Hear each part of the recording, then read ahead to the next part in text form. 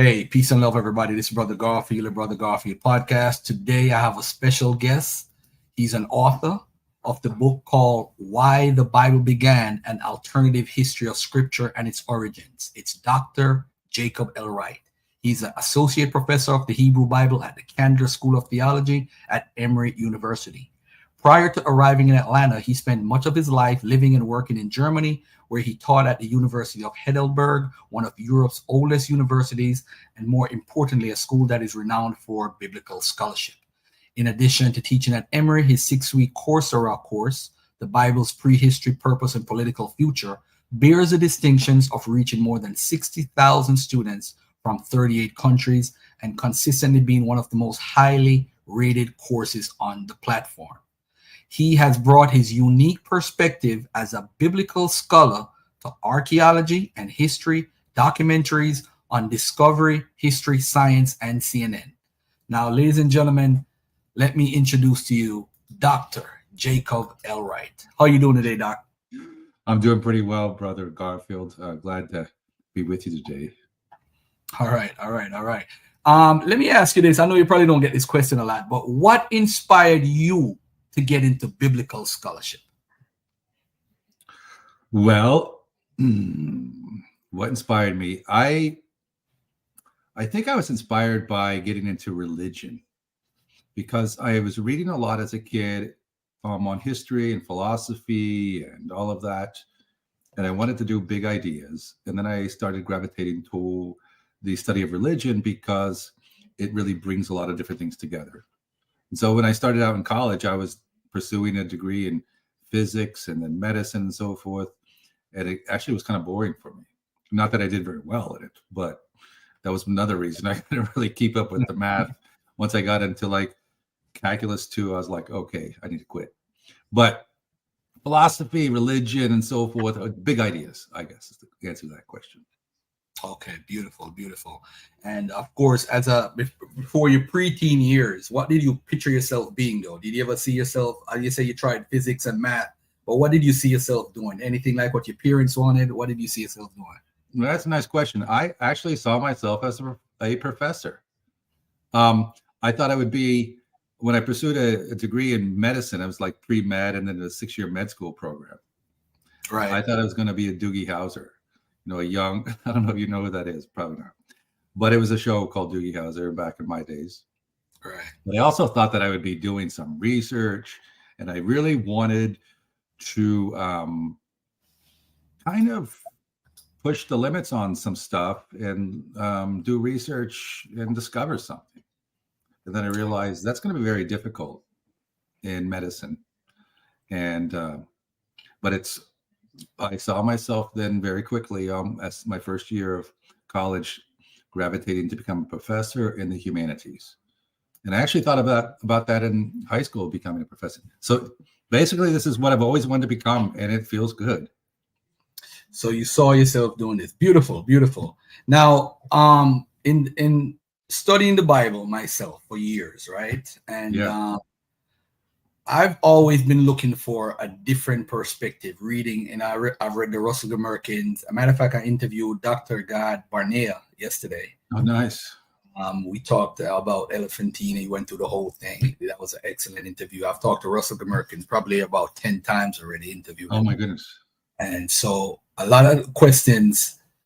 I'm from that kind of school of thought as far as Elephantine. The Bible is probably written, compiled late. So I'm from that perspective. Mm-hmm. But what I've observed, though, since Russell Gmerkin wrote his book 2006, that it seems like more scholars are moving in a direction that the Bible is compiled later.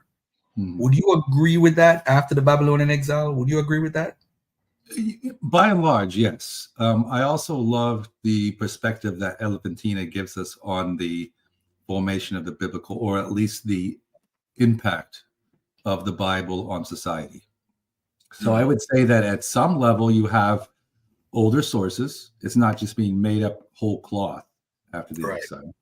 But with my whole point, the point of my book is without defeat, without that exile, without the loss of the kingdom, there would be no Bible. Okay. And then it doesn't happen immediately after the loss. It takes a while. So Elephantina as you learned or already knew perhaps, is around 400 BCE. That is like after Ezra and Nehemiah, or close to that. We're talking about 150 years after the exile, right? Long Right. time. Mm-hmm. We go to that colony, we find all kinds of texts. We know everything about their lives. Almost everything, not really. Right. But you know what they read? They're very literate. They have other kinds of texts that they read. They have trouble understanding what to do on certain holidays. So they write to Jerusalem. They write to Samaria. But you know what they don't have? Any kind of understanding of the Bible, number one. They don't even know that there's a Torah. They never say, we're writing to Jerusalem because we don't have a copy of the Torah, the Pentateuch, the books of Moses. So we need you to check them. They don't even understand that one would even do that. They don't know that it exists. That's pretty radical. Yeah. That 400 BCE that they don't know that the Torah exists. Wow. And of course, as a scholar, you draw the conclusion based off of the internal. You know, before I even go there, isn't Elephantine like a historian's dream, though, with all the information that's there? It's like, wow, you see them celebrating certain days, you see certain things, certain words, and you're like, wow. But what's missing is we don't hear about Moses, we don't hear about Deuteronomic law, we don't hear about Leviticus laws, we don't hear about all these things, and then they're reaching out.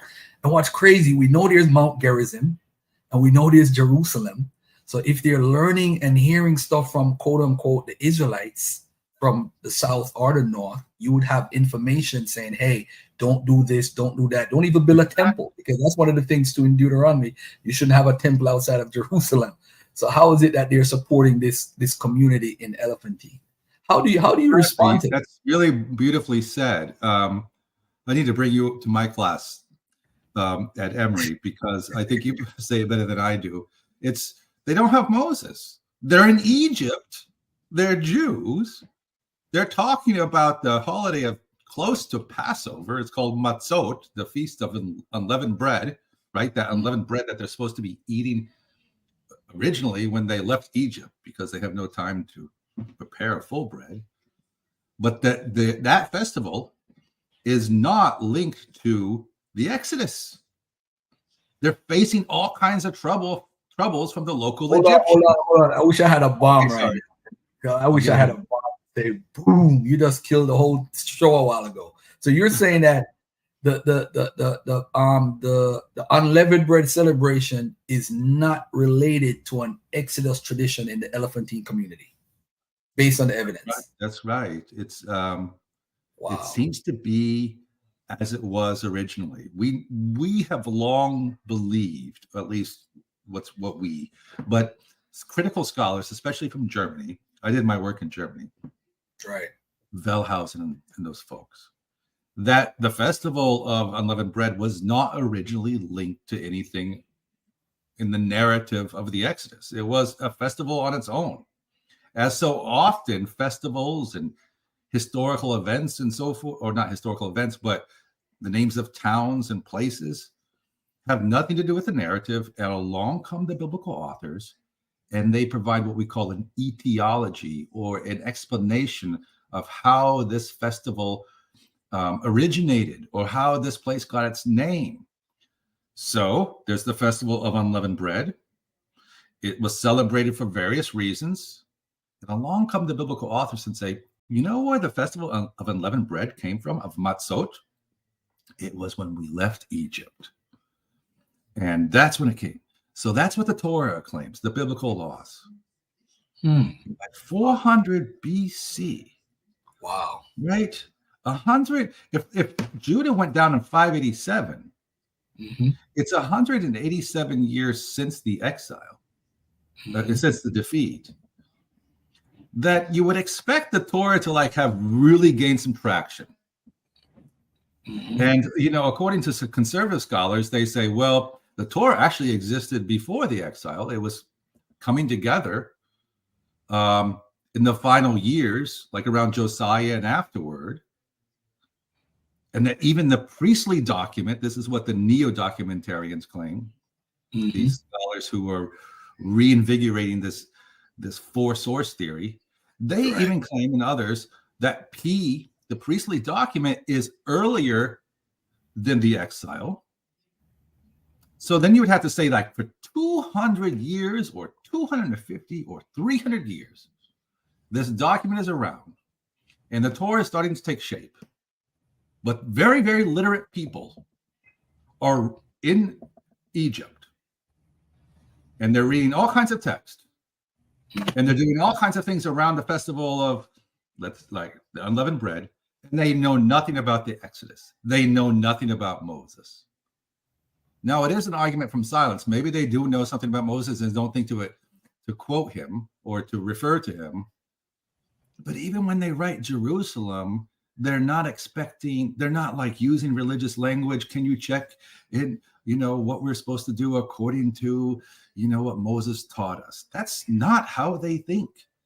And they assume that the priest and the authorities in Jerusalem are perfectly okay with the way they frame their questions. Wow. Without any appeal to the Bible. Wow. All right. So let's get into something else here, because that's, wow, you just ended the whole, we could just close the interview off now. All right. So let's get to the four W's. So who is responsible for writing the Bible? And that's a very, it's a vague, it's a kind of vague in a way, because when you say who, you have 39 books, and you're like, who wrote the Bible, the Old Testament? So how would you address that from a scholarly perspective? Yeah. So Who Wrote the Bible is a book by Richard Elliott Friedman. It's a pretty slender book. And it's one of the books that has sold more copies than anything else in biblical studies. However, it's a pretty simplistic answer, I think, that he gives. It's a fun book to read, but it's still going back to the four source theory, as if there are four different authors, and that there's like one author is like, we know his name is Baruch from the book of Jeremiah and so forth. I think that book has been so influential. Everywhere I go, to synagogues and especially, people refer to that. But you know what? It's a lot more complicated than that. It's actually a lot more interesting. It's really people whom we know nothing about. These are scribes. We don't have to claim that there are some kind of larger authors who then dictate things to their scribes, but rather scribes who have a technology that was not quite common at the time. We take writing and reading for granted, but that was just a technology of communication.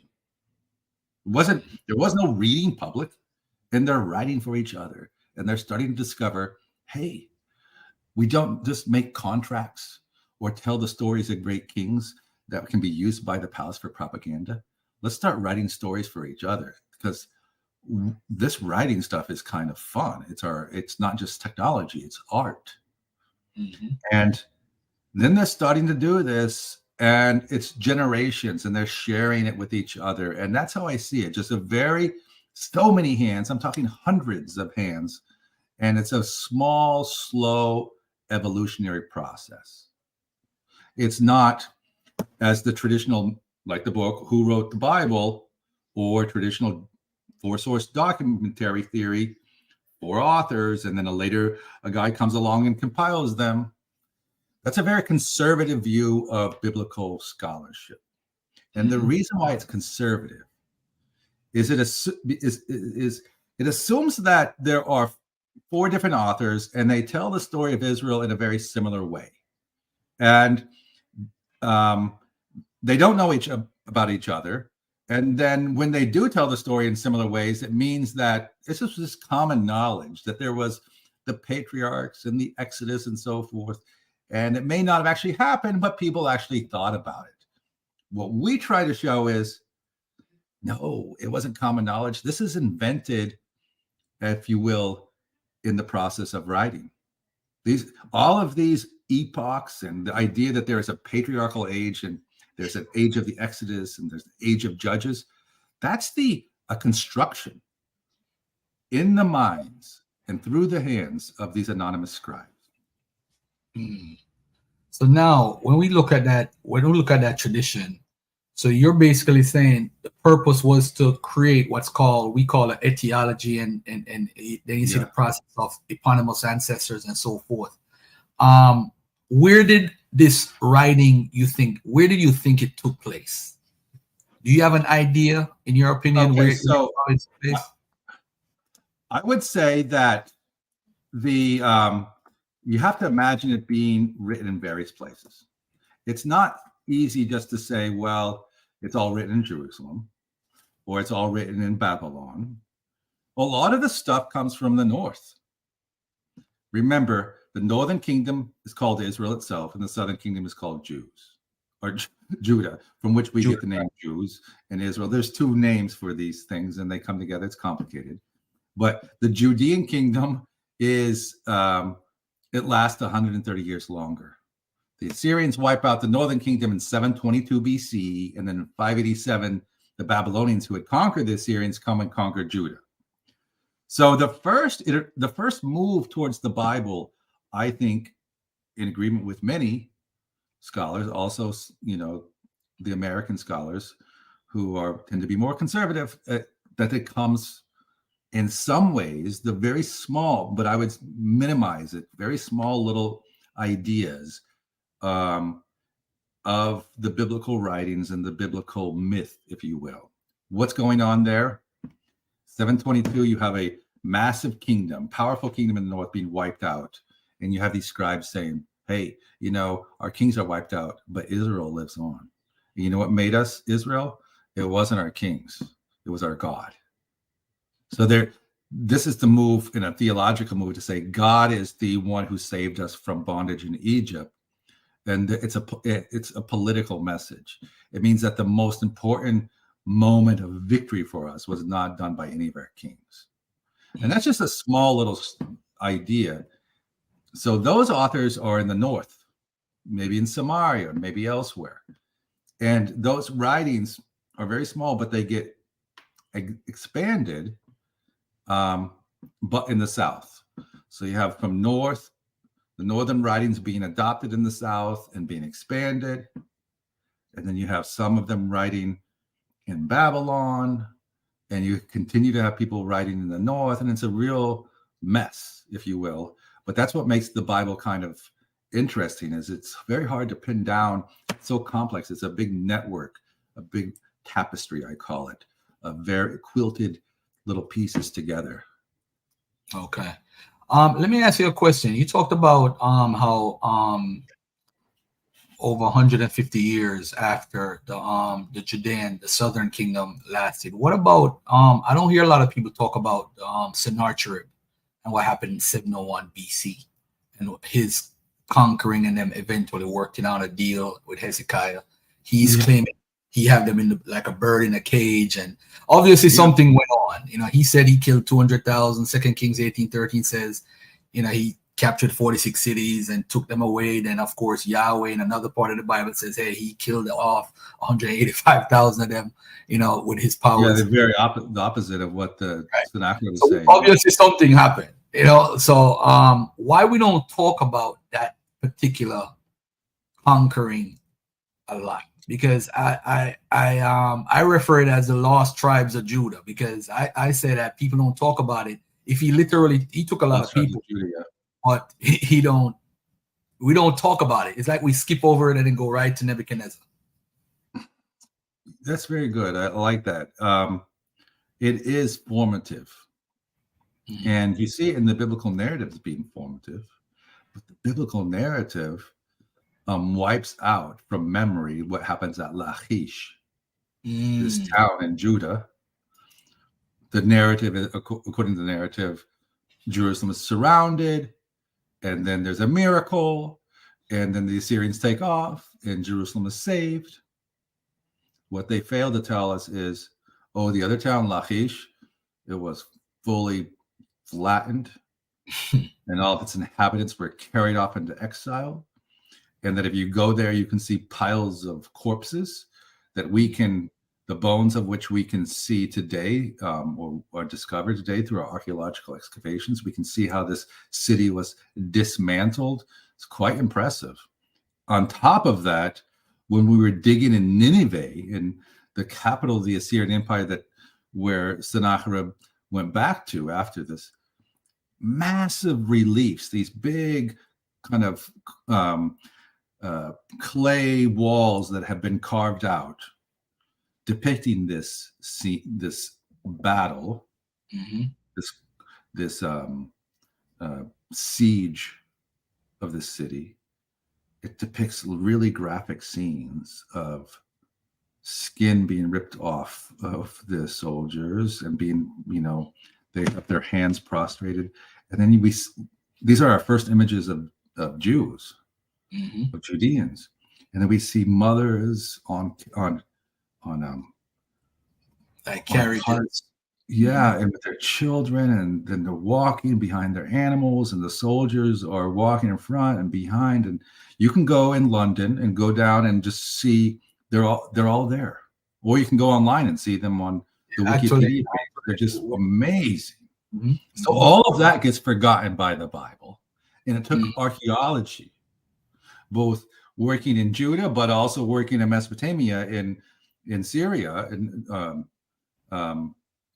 Nineveh and Iraq and all of that area, to rediscover things that the Bible erases and doesn't tell us about, to make a very simple narrative. Now, what, to your point, Brother Garfield, why do we not dwell on that more? It is a big problem, because how the rescue of Jerusalem gets remembered, that this was just this great moment, it feeds into a nationalistic idea that Jerusalem could never be defeated, that it was God's city and that God would save us. And so for another 100 years, another century before Jerusalem falls, you have a bunch of radicals saying, we can resist. We're a holy city. We have God on our side. And you can see Jeremiah battling these political factions and this ideology. And it must have been fed by memories of, well, in the time of Hezekiah, we got saved, right? The city didn't go down. And some of those ideas still continue today. Wow. That's what's up. All right. Without the biblical text, would we even have a Hebraic tradition? Would we be saying Hebrews, they descend from Hebrews and this Abrahamic tradition? Would we be even talking about that without the biblical text? Well, I mean, my book is about the preservation of the Bible and not really the people, Hebrews, Jews, and so forth. It's really about, but I would say that this text is really what is Heinrich Heine called this portable homeland. And it's through this text that a community carries it into exile, into other places in the world. So the text is so essential to this identity. And so in a very real sense, it's the text that preserves the communities and spawns new communities, right? There's all kinds of new religions and so forth that come out of this. Right. Yeah. Earlier we spoke about Elephantine, right? I spoke about Dr. Gad Barnea, Russell Gmerkin, and Dr. Jonathan Adler. Jonathan Adler, his book, he kind of pinpoints a lot of the traditions in the Bible, like in the Hellenistic period and so forth, and said, as far as the evidence, he doesn't see like the biblical traditions being practiced. I agree with him totally on that. Yeah. And how you feel about that, right? Oh yeah. I Adler's work is really remarkably good, and yeah, he's right on. We don't start seeing until the Hellenistic period things that are halachic or required by the law. Halacha is the word for Jewish word, Hebrew word for law. Right. We don't find those, the mitzvot, the commands, being obeyed or having any kind of real impact on society until very late, until the Hellenistic period. That is just so remarkable because it undermines the narrative that, oh, during the time of David and so forth, the Torah really wasn't that important. And then in the final years of the kingdom, it becomes more important. This is how typical conservative kind of views in scholarship. And then the exile comes, and then they finally realize, oh my God, we got to embrace the Torah. Let's become a people of the book. And that's in large part fed by the narrative of Ezra and Nehemiah, this book. And that's kind of my specialty, Ezra and Nehemiah. And I try to show that's just aspirational thinking. It's not descriptive. It's not telling us how it went. It's scribes imagining how it should go. Right. And that there would be a community that would long to read this book. And but that community and that longing to read takes centuries. Right. Really, it's not until the Hellenistic period. I agree with Adler. Yeah. Let me just put this on the screen so people could see. Again, this is Dr. Jacob L. Wright, Why the Bible Began, an Alternative History of Scripture and Its Origins. I urge everyone to get their own copy. It's available on Amazon, and it's a beautiful book from what I've read so far. And I'm going to go through your book a little bit now. Let's get to the book for a second. In part one, you named this section The Rise and Fall. Why did you do that? Because I want to show that, first of all, in order to understand the making of the Bible, we have to understand the making of these two kingdoms, and that archaeology undermines everything that the narrative tells us, right? The narrative is about a people that comes from Abraham, Isaac, and Jacob, and a family, and the family goes down to Egypt and is liberated and all that. And for example, I show that Egypt is not just an Egypt in this time. So if they were escaping from Egypt, they would go to Canaan, and you know what they would find there? Egyptian soldiers. So that's, we know there are Egyptian soldiers at the time where in the land of Canaan, at the time where the conquest is supposed to happen. And the Israelites are Canaanites.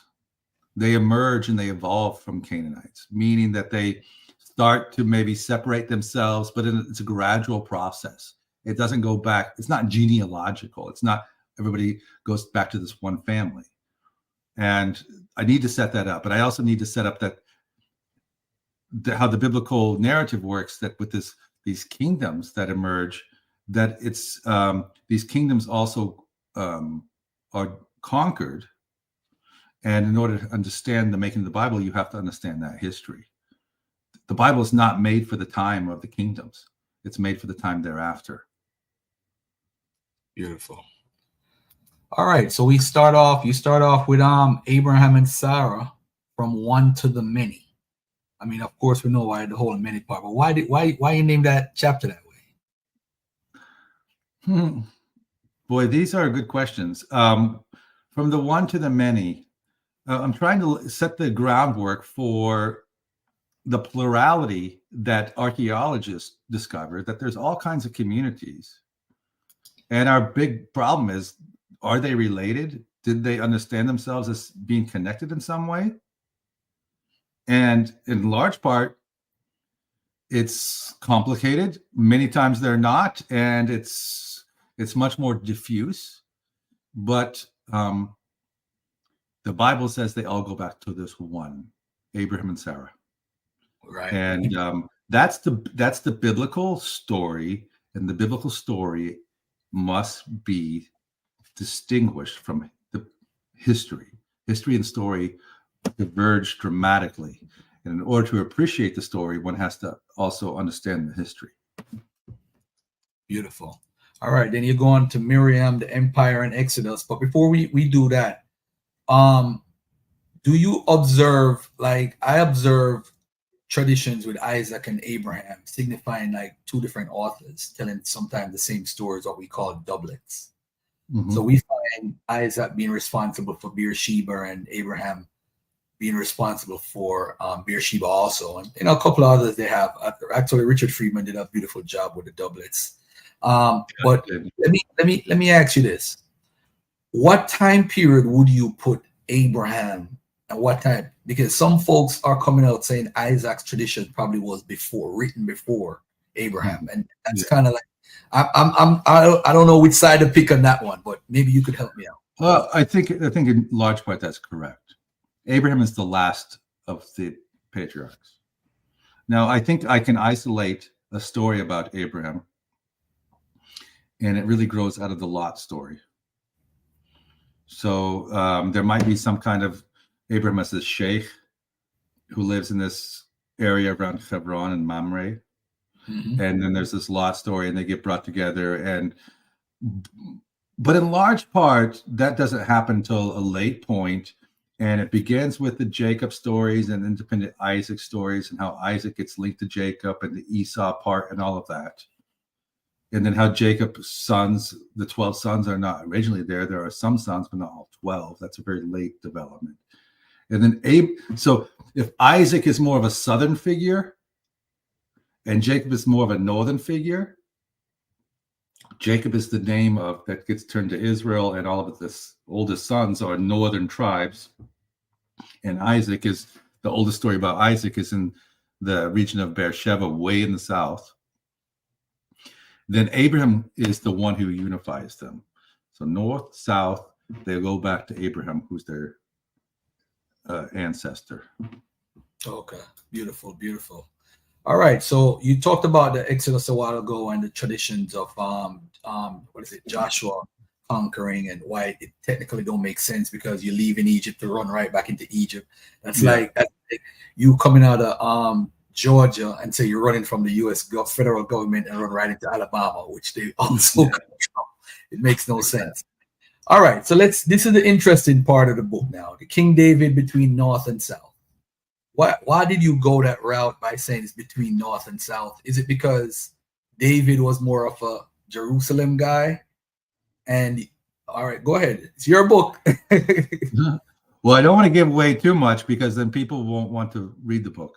And just as a plug for the book, I really want people to read it and to share it and to buy copies of it. I make maybe $1 off the book. It's not about the money. It's about this message. I think it's very, I'm really trying to draw attention to reading the Bible in a different way. And I want to get the word out. So I don't want to give away too much. Right. But I will say, I want people to get in there and see how it's done and look at the nitty gritty and a lot of things we're going to not be able to touch on. But yes, David is a southern figure. He's all about Judah. He has nothing to do with the north. And the northern kings are, it's not even Saul. Saul is a Benjamite king. He becomes kind of a representative of the north. But the kings who really create the north are the Omrides. Ahab is the big one. Ahab and Jezebel. And they get vilified in the biblical narrative because it's from a southern perspective. These are the kings who made their competitor, the northern kingdom, great. And they're said to be like Baal worshippers and so forth. But everything points to that this northern kingdom and the dynasty of Omrides, of the Omri and Omrides or whatever, Ahab, were big Yahwist. They named the son with Yahweh and all that. So it's very weird that the biblical authors are saying, no, they weren't Yahwist, when they are probably the ones who did a lot to introduce the worship of Yahweh to Israel, or at least to really, not maybe introduce it, but to promote it. In the South, David has this tiny little kingdom. And it's really centered around not Jerusalem, but Hebron. Way in the south. That's the original capital. And then he might have conquered this place called the City of David, which is in Jerusalem. But that was a fortress on their northern border. And it doesn't become, according to my work, doesn't become the capital until much later. So we have to imagine the southern kingdom between north and south, with the capital not in Jerusalem, but in Hebron, and then a northern kingdom that begins to have a capital in Samaria. And to answer your question, why north and south? I'm writing for American readers, and I'm trying to also kind of draw some attention to the deep divisions between north and south in our own history, and how those divisions are really what prompt a lot of our considerations about what does it mean to be a people, Americans, and so forth. And that those divisions run deep, but they also are provocative and and useful for thinking about our own identity. And I think that's the case also for the Bible. Well said. When I look at the biblical text on a whole, I look at it from this perspective. You know, you have creative writers all over, very smart people who are putting a book together to promote the worship of Yahweh and say, if you don't do these things, if you don't follow these laws, these statutes and commandments, what happened to us in Assyria, what happened to us in Babylon is going to happen to us again. So you need to be on the straight and narrow if you worship Yahweh only. That's how I look at it. Am I on the right path? I think you're right. That they're trying to. Why is that? Are they just a bunch of fundamentalists who say, let's just worship this one God? And they're not monotheists. They're not saying this is the only God ever. It's like, don't worship other gods. To say they don't worship other gods means that they exist. Mm-hmm.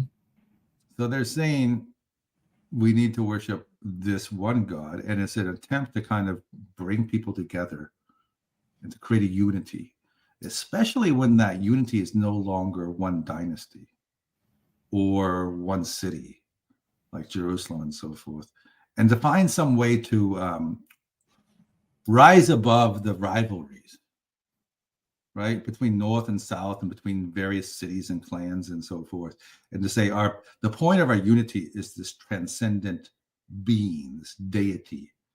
That's the one where we all can find our unity.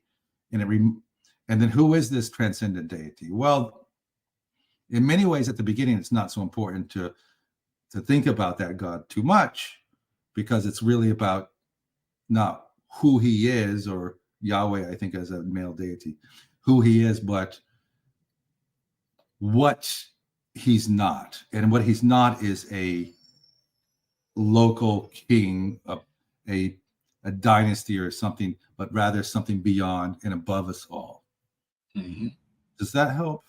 Yeah, definitely. Do you think, not that you could think exactly how the writers thought, but looking back at how the biblical text got put together, in your professional opinion, do you think those writers ever imagined this being like the top book in the world today? Would they to dominate the world? Because this book is really, the world is based off the biblical text. If you look at the Western world and the Constitution and everything, the Bible pretty much runs the world. I know. Do you think the writers one of the weird things is, sorry, I interrupted you. Go ahead. Well, one of the things that I wanted to do with this book is, as a biblical scholar, is to step back and appreciate that. I think a lot of my colleagues assume that so much, that the Bible is important, or apologize for the fact that the Bible is important, and they don't kind of step back and say, well, why is it so important? Mm-hmm. And some of the assumptions are, well, Christianity is just, won through Constantinople.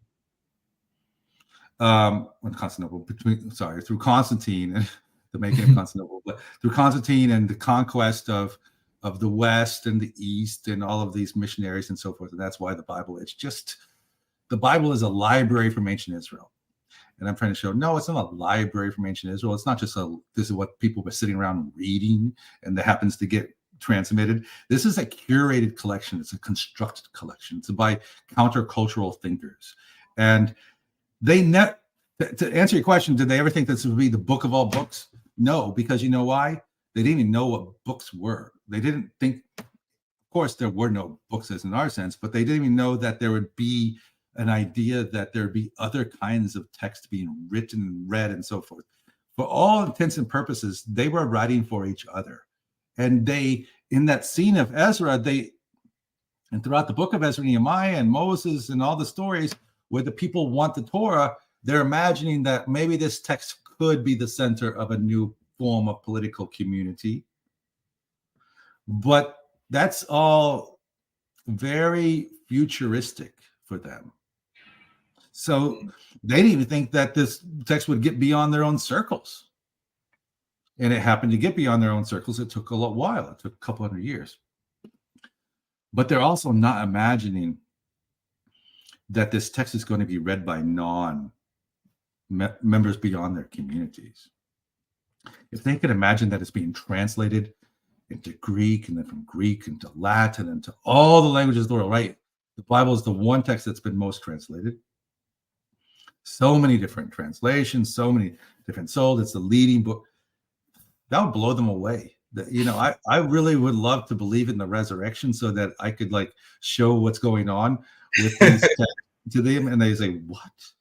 And there's a rabbinic midrash, a story about Moses, where he goes to the rabbis and to their school, and he's like sitting in the back, and he's listening to them discuss his text, and he asks God, "What is this?" Wow. And he says, "That's their text that you wrote. I don't recognize it." And if these scribes were to be alive today, and then we heard us like in my seminary and so forth, like, what are they doing? They're reading your text. Why? Why are they reading these things? And why? My big question is, why aren't they making? I think they would say this: why aren't they making new Bibles? I mean, we made that 3,000 years ago. Don't they think? Don't you think they can make a new one now? Upgrade. An upgrade.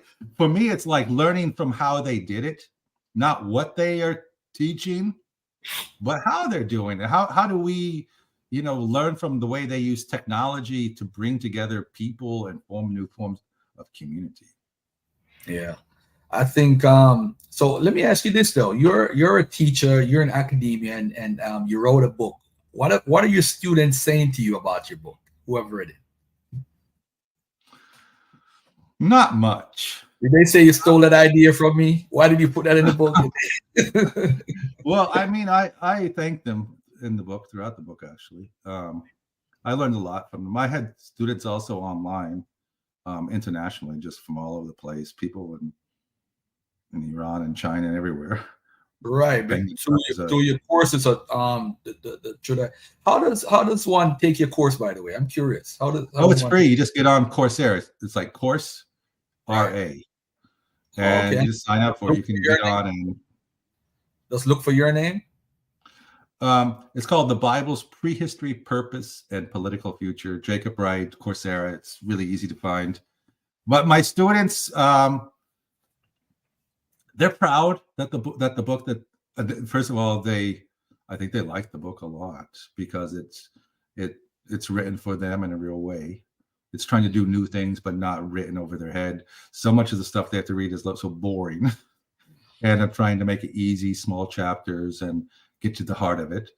But yeah, I think they like that the success of the book that makes going to class more exciting for them when their professor is like coming on Brother Garfield's podcast. That's a big deal. Hey, so what's next for you as far as writing a book? Because this book here gives like Jonathan Adler gave me a fresh perspective. It's like, I read all these books, and then your book comes along. It's giving me another fresh perspective on looking at the biblical text. And what's your next chapter as far as are you going to write another book? You're going to make a movie, a documentary? What's Well, that's a good question. I mean, by the way, on the documentary side, we're like making a show. I can't really talk about it, but there's a show in the works where we're going to like do some archaeology and Bible. It's going to be a series and perhaps sold to one of the cable networks. But who knows if that's ever going to pan out. Networks kill stuff very quickly. But yes, books. I have a big, massive book, and it's on the formation of armies. It's really on the citizen soldier. And what I'm trying to do there is show that the Bible has a lot to do with military formation, but also the Greeks and European thinkers and on throughout the world. They talk about the ways armies are organized, and what they're doing is not trying to like prepare for actual war. They're trying to, what does it mean to be a people? How do we do the most basic things? That is, if we're going to come together and our job is to like live in peace and have some security, then how is that going to happen? How are we going to hire mercenaries, or are we all going to be citizen soldiers and not have a professional army? And those kinds of issues bear a lot upon us right now. In American life, we have these basically professional soldiers, and we send them across the world to fight, and thus it doesn't really affect us. And so our politics is much more imperialistic because we have these mercenaries, basically, who come in and fight for us. So I want to make sure that we have more skin in the game, and by having more skin in the game, that we all, if we're going to go to war, that we all have to do it. You know what happens? We'll not go to war. No one want to go to war if we all have to go and fight. Or Send the politicians' children. If you send the politicians' children, they won't. It goes back to Vietnam, Brother Garfield, to Nixon. And Nixon was, he had trouble with the Vietnam War, and then the idea was proposed to him: get rid of the draft. Get rid of the draft, and you know what? You'll be able to do anything. So we got rid of the draft, and then all the Americans stopped caring about the Vietnam War. It's like, my children aren't going there, so go do what you want. And that's been the story of America ever since. So that's a big book. It's about 700 pages long, and it begins with Machiavelli, and the European stuff, and goes into Greece, and goes to the ancient Babylon. I go through all of the massive chapters on Babylonian armies. Make a request? Can you put Sennacherib's 701 Conquest in there? Because he was a bad. It's very much in there, yeah. And then the biblical stuff. And so that's this big thing on, and then the other more popular book. So that's going to be a book that's going to cost probably $200. But the popular book that I'm writing now is on the invention of hope. Okay. And that sounds really spiritual. It is kind of spiritual. Was Obama a co-writer? President Obama, was he a co-writer? Yes, exactly. That kind of thing. And it's against the kind of self-help kind of literature. Where it's all about my happiness. Right. And my own kind of whatever. I find a lot of these books, I don't know if you know, like Mark Manson, The Subtle Art of Not Giving a Fuck. Right.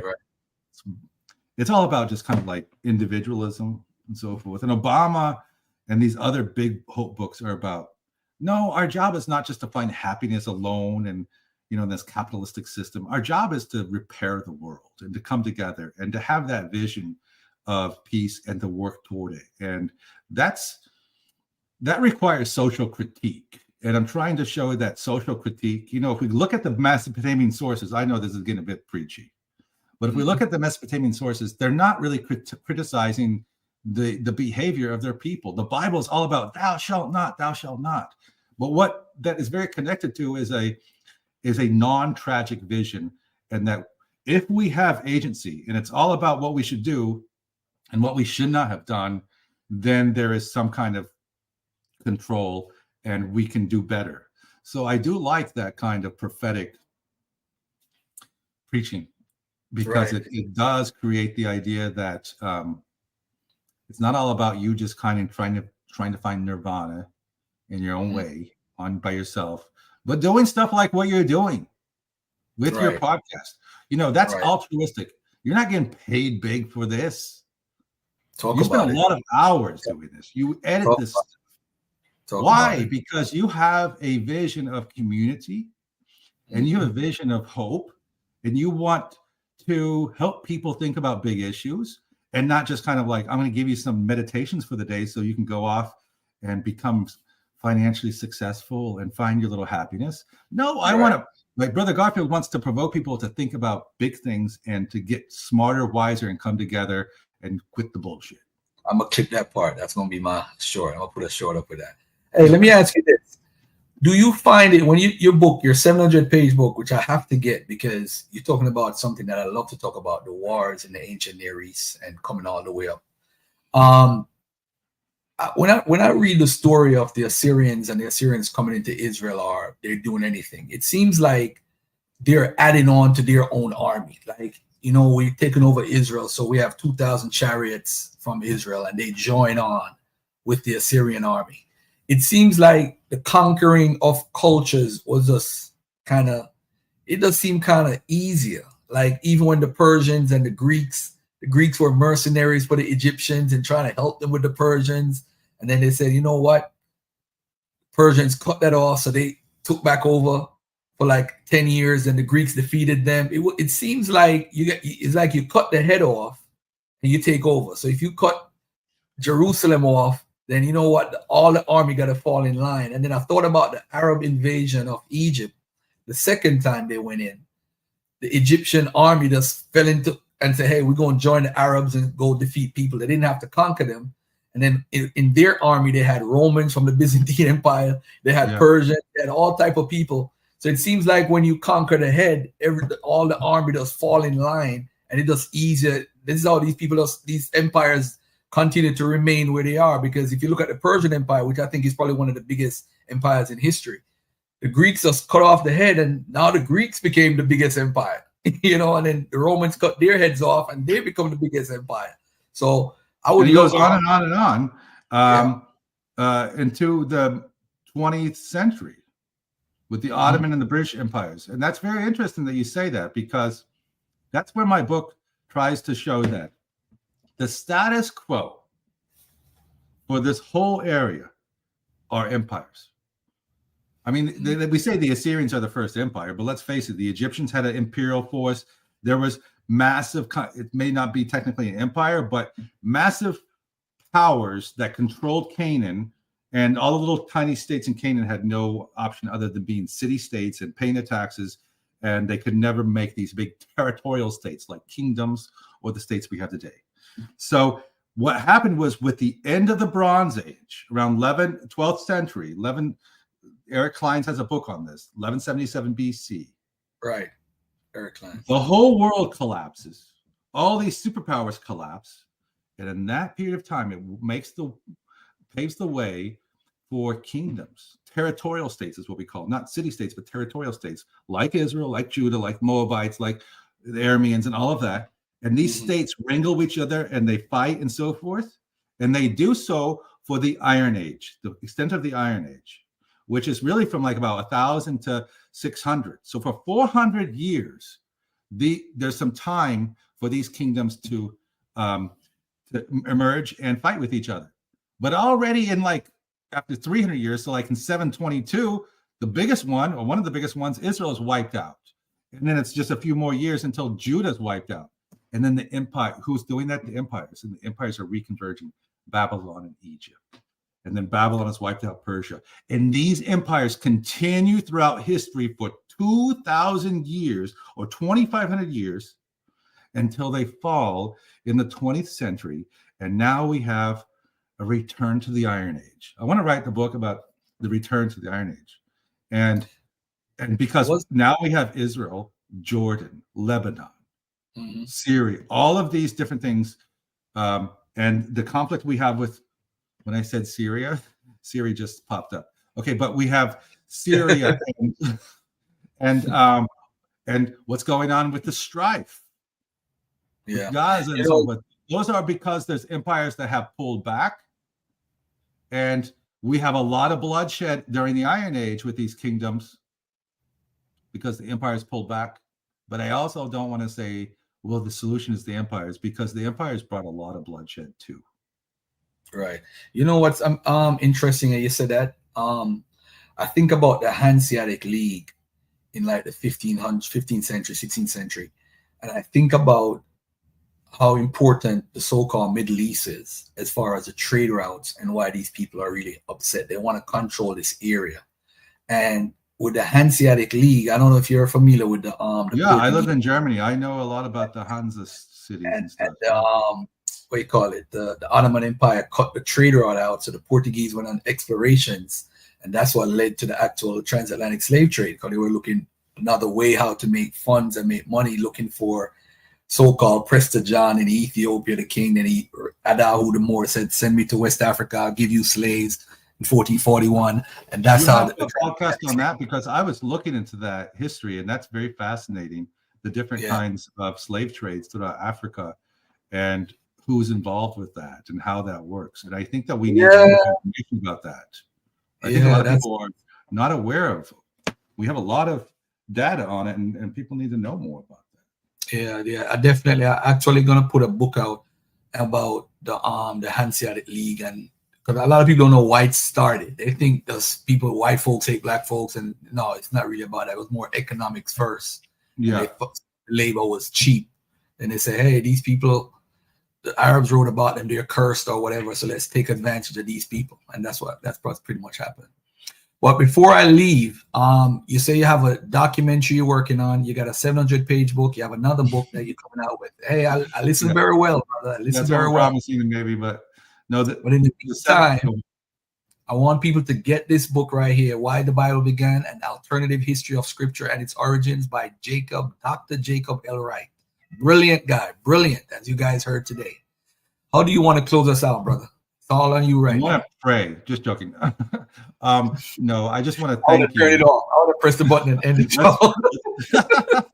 No, I want to thank you, and I want to once again call attention to the fact that you're doing that work that gives hope, because you're not doing something that just kind of serves your own economic interest, but you're trying to shape a larger collective vision. And that's what we need. We need to kind of battle the ignorance, inform people, and through knowledge, we're going to come together and we'll be able to make better decisions about our future if we know more about our past. And you're just so committed to informing people about the past, and I applaud your work.